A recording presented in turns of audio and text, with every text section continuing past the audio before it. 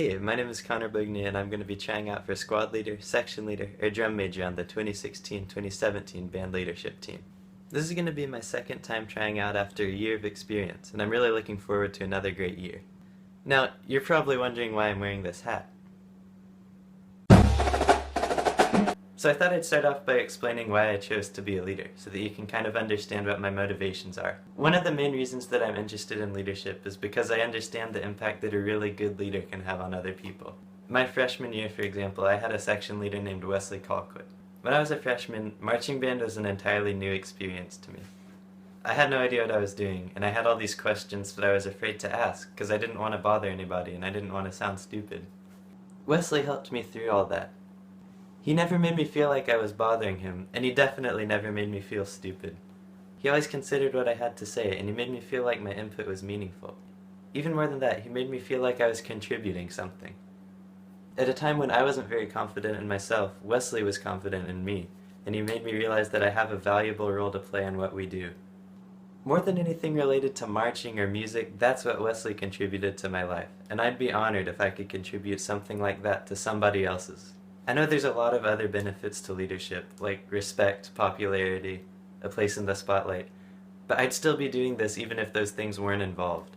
I mean, if I really cared that much about being in the spotlight, I probably wouldn't play the tuba.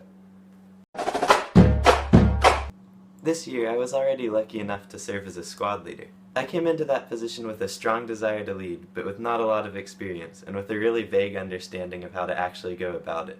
I had a lot of ideas about how leadership should work, and a lot of those ideas held up, but a lot of them didn't. I thought that I understood leadership pretty well, but really the biggest thing I learned was how much I still had to learn. My philosophy was that leadership was the art of teaching other people to lead themselves, and I still believe that, but the way I approached it in the past wasn't exactly the best way of going about it. The way that I saw it, my job was to tell people what they were doing wrong and how they needed to fix it. What I didn't realize was that there was a lot more to it than that. When I taught my squad this way, they were reluctant to learn anything, and it felt like we were going nowhere. And at the first squad competition, we did terribly. When I say terribly, I'm not exaggerating. I mean, 3 of my people ran into each other, and I have a squad of 5 people. That competition made the situation even worse. For a while after that, they had no desire to improve. They felt like there was no point because they thought that they were just a bad squad. For the next week, I had to force them to be motivated. We got better, but slowly and painfully. I was still only focused on what they were doing wrong and trying to fix every little thing.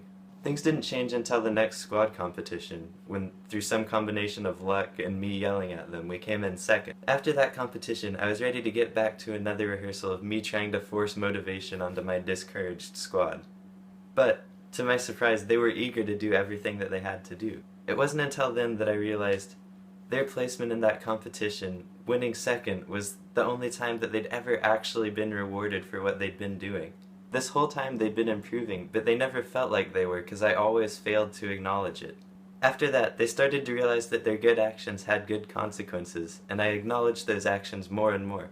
As a result, they were more motivated, and from then on we ended up placing consistently second, even to some of the best squads out there, and that's something that I'm still proud of. So even after all that experience, I still believe that leadership is the art of teaching other people to lead themselves. But I think there's more to it than that. Part of leadership is pointing out what people are doing wrong, and part of it is correcting them. But just as important, if not more important, is acknowledging what they're doing right, so that they realize that their hard work does pay off. I learned that leadership is equal parts education and motivation, and I'm going to incorporate as much positive reinforcement as I can into whatever position I'm in next year. So this year, I'm not going to come in like I know everything. I have plans and ideas, but I'm also ready to be flexible, and I'm ready to adapt to whatever might happen.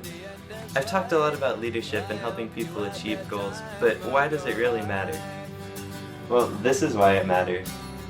And to me, this is why it matters.